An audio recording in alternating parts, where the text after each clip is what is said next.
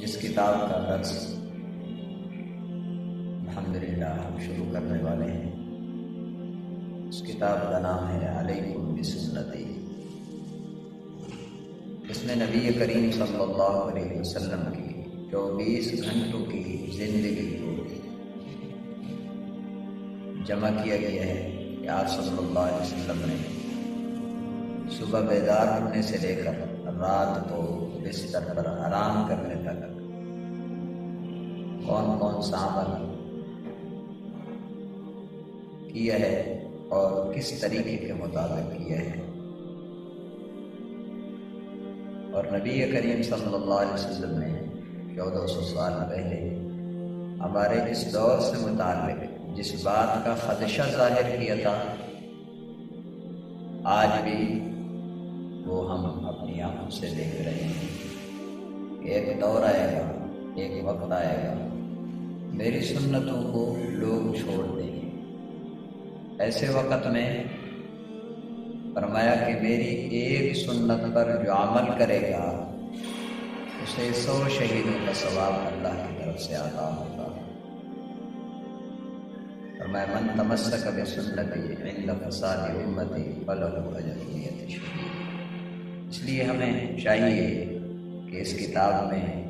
جو سنتیں مذکور ہیں ان پر ہم خود بھی عمل کرنے والے بن جائیں اور اسی طرح اپنے دوست احباب عزیز و اقارب اپنے گھر والوں کو بھی اس کے مطابق زندگی گزارنے کا پابند بنانا چاہیے۔ اور اس کتاب کا تعارف، یہ کتاب لکھنے والے کا تعارف، یہ 2 باتیں ہیں۔ اس کتاب کا مختصر ترین نام تو علیکم بسنتی ہے، اور اس کی بھی ایک وجہ ہے، اور اس کا اصل نام تھا العطر الميمون فی الطریق المسنون۔ اس کتاب کا اصل نام العطر الميمون فی الطریق المسنون، یعنی مسنون طریقے میں مہکنے والی خوشبو۔ جو آدمی بھی اس کتاب میں جتنی سنتیں مذکور ہیں ان کو اپنی زندگی میں لانے کی کوشش کرے گا، اللہ خوشبو کی طرح اسے معطر کرے گا۔ مفتی عبدالحکیم صاحب رحمۃ اللہ علیہ اس کتاب کے لکھنے والے اور جمع کرنے والے ہیں۔ ان کے ایک مرید بتلاتے ہیں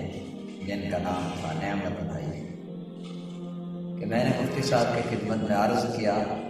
یہ جو آپ نے کتاب کا نام رکھا ہے یہ بہت لمبا ہے، لوگوں کے لیے یہ نام لینا آسان نہیں، آپ کوئی آسان نام سے تجویز کر دیں اور نہایت مختصر نام ہو تاکہ لوگ آسانی کے ساتھ اسے یاد کر سکیں۔ تو مفتی صاحب رحمۃ اللہ علیہ فرمانے لگے اس کا اصل نام تو العطر الميمون فی الطریق المسنون ہے، لیکن لوگوں کی سہولت کے لیے اس کا نام علیکم بسنتی ہے، اور اس کی بھی وجہ ہے کہ یہ نام العطر الميمون فی الطریق المسنون یہ نام کیوں رکھا گیا۔ دراصل ایک رات میں اپنے گھر میں آرام فرما رہا تھا تو میں نے دیکھا کہ کسی نے آ کر مجھے جگایا ہے۔ میں جب بیدار ہوا تو کیا دیکھتا ہوں کہ حضرت ابوبکر صدیق رضی اللہ تعالیٰ، حضرت عمر فاروق رضی اللہ تعالیٰ، حضرت عثمان غنی رضی اللہ تعالیٰ اور حضرت علی مرتضیٰ رضی اللہ تعالیٰ، یہ 4 حضرات تشریف لا چکے ہیں۔ آ کر یہ فرمایا کہ اللہ کے محبوب نے آپ کی خدمت میں سلام عرض کیا ہے کہ عبدالحکیم کو میرا سلام عرض کرنا، اور ان کے ہاتھوں میں ایک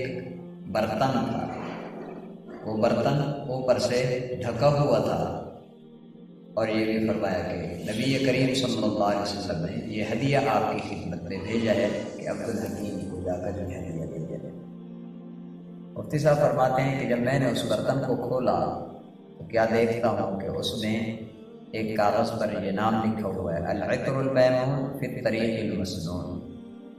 اور ساتھ میں حضرات فرماتے ہیں، حضرات خلفائے راشدین، کہ نبی کریم صلی اللہ علیہ وسلم نے فرمایا کہ ہدیہ بھی دے دینا، سلام بھی پہنچا دینا، اور یہ بات بھی عرض کر دینا کہ جو جو آپ نے کتابچہ لکھا ہے جس میں میری سنتوں کو جمع کیا گیا ہے، اس کتابچے کا نام آپ نے یہی العطر الميمون فی الطریق المسنون رکھا ہے، تو اس لیے میں نے یہ نام تجویز کیا ہے۔ البتہ لوگوں کی سہولت کے لیے اس کا نام علیکم بسنتی رکھا جاتا ہے۔ جیسے حضرت جبریل علیہ السلام ایک دفعہ نبی کریم صلی اللہ علیہ وسلم کی خدمت میں تشریف لائے، آ کے عرض کیا کہ اللہ کے محبوب اللہ تبارک و تعالی حضرت خدیجۃ الکبریٰ رضی اللہ تعالی عنہا کو سلام بیچتے ہیں، اور میرا بھی سلام عرض کرنا ابھی تھوڑی ہی دیر بعد آپ کی خدمت میں بی بی خدیجۃ الکبریٰ رضی اللہ تعالی عنہا تشریف لانے والے ہیں۔ تو جس طرح حضرت جبریل علیہ السلام سلام پہنچا رہے ہیں اللہ تبارک و تعالیٰ کا بعینہ، اسی طرح حضرات خلفائے راشدین بھی حضرت مفتی صاحب کی خدمت میں نبی کریم صلی اللہ علیہ وسلم کا سلام پہنچا رہے ہیں۔ یہ کوئی عام معمولی بات نہیں، یہ بہت اونچا مقام پر فائز ہونے کی دلیل ہے کہ اللہ کا نیک بندہ ہونے کی نشانی ہے۔ اسی طرح حضرت مولانا حماد اللہ علیہ رحمۃ اللہ علیہ ایک بہت بڑے بزرگ گزرے ہیں، سکھر میں رہنے والے تھے، ان کے خلیفہ گزرے ہیں۔ انہوں نے یہ بات بتلائی کہ مولانا اسلام الدین صاحب رحمۃ اللہ علیہ جو جامعہ اشرفیہ سکھر میں پڑھا کرتے تھے، ایک دفعہ خلیفہ صاحب کی خدمت میں آ کے عرض کیا کہ حضرت میں جامعہ اشرفیہ کو چھوڑ کر جامعہ دارالعلوم کراچی جانا چاہتا ہوں تعلیمی کے سلسلے میں۔ خلیفہ صاحب نے پوچھا کہ جامعہ اشرفیہ کو کیوں چھوڑ رہے ہو اور دارالعلوم کیوں جا رہے ہو؟ آپ نے جواب دیا مولانا اسلام الدین صاحب رحمۃ اللہ علیہ نے کہ حضرت یہاں کھانے کو ہر چیز مل جاتی ہے، پیٹ بھر کر کھانا کھا لیتے ہیں، آرام طلب ہو گئے ہیں، اس لیے وہاں جانا چاہتا ہوں، چلو تھوڑی سی محنت ہو جائے، اللہ کے دین کا کام ہو جائے۔ خلیفہ صاحب نے فرمایا کہ جب پیٹ بھرا ہوا ہونے کی حالت میں تم سے محنت نہیں ہو سکتی تو خالی پیٹ تم کیسے پڑھ سکو گے؟ پھر یہ بھی عرض کیا کہ تم تو اشرفیہ جامعہ اشرفیہ جو سکھر میں ہے اس کو چھوڑ کر جا رہے ہو، اس میں تو مفتی عبدالحکیم صاحب رحمۃ اللہ علیہ بھی ہیں، ان کو چھوڑ کر کیسے جا رہے ہو؟ جبکہ نبی کریم صلی اللہ علیہ وسلم نے مجھے خواب میں مفتی عبدالحکیم صاحب سے مسائل معلوم کرنے کا حکم دیا ہے۔ مولانا اسلام الدین صاحب رحمۃ اللہ علیہ فرماتے ہیں میں نے پوچھا کہ حضرت وہ کیسے؟ تو خلیفہ صاحب نے جواب دیا وہ اس طرح کہ جب میرے شیخ اور مرشد کا انتقال ہوا تو مجھے یہ فکر لاحق ہوئی کہ اب میں کس سے مسائل معلوم کیا کروں اور کس کی تربیت میں جا کر رہوں تاکہ صحیح تربیت ہو سکے میری۔ تو خواب میں نبی کریم صلی اللہ علیہ وسلم کی زیارت نصیب ہوئی۔ آپ صلی اللہ علیہ وسلم نے فرمایا کہ عبدالحکیم سے مسائل معلوم کر لیا کرو۔ اور اسی طرح ایک اور واقعہ خلیفہ صاحب کا جو خود حضرت خلیفہ صاحب رحمۃ اللہ علیہ نے بیان فرمایا کہ ایک مرتبہ ایک مسئلے پر مفتی عبدالحکیم صاحب رحمۃ اللہ علیہ سے میرا اختلاف ہو گیا۔ یہ جو بازار میں جانور ذبح کیے جاتے ہیں اور ان کا گوشت بیچا جاتا ہے، میرا موقف اس مسئلے سے متعلق یہ تھا کہ یہ ذبیحہ درست نہیں، شریعت کے مطابق نہیں، لہذا اس جانور کے گوشت کی خرید و فروخت ناجائز ہے۔ مفتی صاحب کا موقف یہ تھا کہ نہیں، یہ ذبیحہ شریعت کے مطابق ہوتا ہے، جانور کو شریعت کی روشنی میں صحیح ذبح کیا جاتا ہے، لہذا اس کا گوشت خرید و فروخت کرنا جائز ہے۔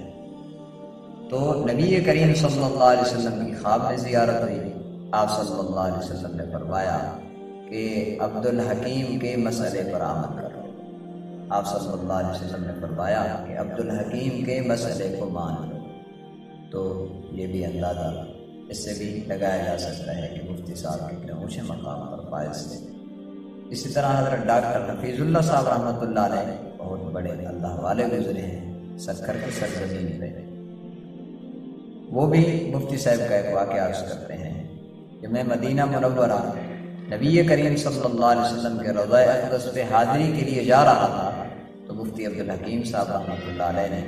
فرمایا کہ نبی کریم صلی اللہ علیہ وسلم کی خدمت میں میرا سلام عرض کرتا ہوں۔ تو میں جب وہاں پہنچا اللہ کے محبوب کی خدمت میں حاضری دی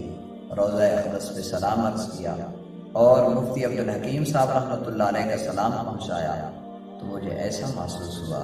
جیسے نبی کریم صلی اللہ علیہ وسلم فرما رہے ہیں کہ ہوا حبیبی، وہ تو میرا دوست ہے۔ خدا اندازہ کریں کہ نبی کریم صلی اللہ علیہ وسلم خود جس کو اپنا دوست فرما رہے ہیں وہ انسان اتنے اونچے مرتبے کا حامل ہے، اتنے اونچے مقام پر فائز ہوگا۔ اس لیے اس کتاب کا بھی بہت اونچا مقام، جس میں نبی کریم صلی اللہ علیہ وسلم کی زندگی کی ہر سنت کو جمع کیا گیا، اور جمع کرنے والا بھی بہت اعلیٰ مرتبے پر فائز انسان ہے، اور یہ مضمون یہ بھی انتہائی زیادہ اہمیت کا حامل ہے۔ اس مضمون کی اہمیت کا اندازہ اس بات سے لگایا جا سکتا ہے، حضرت خلیفہ شیخ احمد سرہندی رحمۃ اللہ علیہ جو مجدد الفسانی کے نام سے مشہور تھے، وہ فرمایا کرتے تھے کہ میں نے بہت زیادہ علوم و فنون حاصل کیے ہیں، لیکن ان کے باوجود میں اس نتیجے پر پہنچا ہوں کہ جتنا زیادہ کامیابی نبی کریم صلی اللہ علیہ وسلم کی زندگی کے مطابق اپنی زندگی کو بنانے میں ہے، کسی اور چیز میں اتنا زیادہ کامیابی اور کامرانی شاید دنیا میں اور آخرت میں بھی ناممکن ہے۔ اس لیے بھی اس مضمون کی اہمیت بہت زیادہ ہے۔ اس لیے اکثر اکابر حضرات اس بات پر زور دیا کرتے ہیں کہ جتنا ہو سکے نبی کریم صلی اللہ علیہ وسلم کی سنت کو زندہ کیا جائے۔ چھوٹی سی چھوٹی سنت ہے، وہ ہمارے عام معاشرے کے رواج میں نہیں ہے، اس پر عمل بھی نہیں ہے، اس لیے چھوٹی سی چھوٹی سنت پر بھی عمل کر کے انسان کو خوشی محسوس ہونی چاہیے۔ میں تو یہی سمجھتا ہوں کہ اس دور میں ہمارا سب سے بڑا المیہ یہی ہے کہ نبی کریم صلی اللہ علیہ وسلم کی زندگی مبارک سے ہٹ کر ہم لوگ زندگی گزار رہے ہیں، جس کے نتیجے میں مسائل کا شکار ہو چکے ہیں۔ اور جو انسان دنیا سے جا رہا ہے ان میں سے سب سے خوش نصیب انسان میں اس کو سمجھتا ہوں جس کو سنت کے مطابق دنیا سے جانا نصیب ہو جائے، سنت کے مطابق اس کو غسل نصیب ہو جائے، سنت کے مطابق اس کو کفن نصیب ہو جائے، سنت کے مطابق اس کو جنازہ مل جائے، سنت کے مطابق اس کو دفن کر دیا جائے۔ سب سے بڑا خوش نصیب انسان دنیا سے جانے والا یقیناً وہی ہے جس کو نبی کریم صلی اللہ علیہ وسلم کی سنتوں کے مطابق دنیا سے رخصت کیا جائے، کی شفاعت بھی نصیب ہوگی۔ اللہ تبارک و تعالیٰ سے دعا ہے کہ اللہ پاک ان باتوں کو سمجھنے کی، ان پر عمل کرنے کی، نبی کریم صلی اللہ علیہ وسلم کی کامل اتباع کی توفیق نصیب فرمائے۔ آخر دعوانا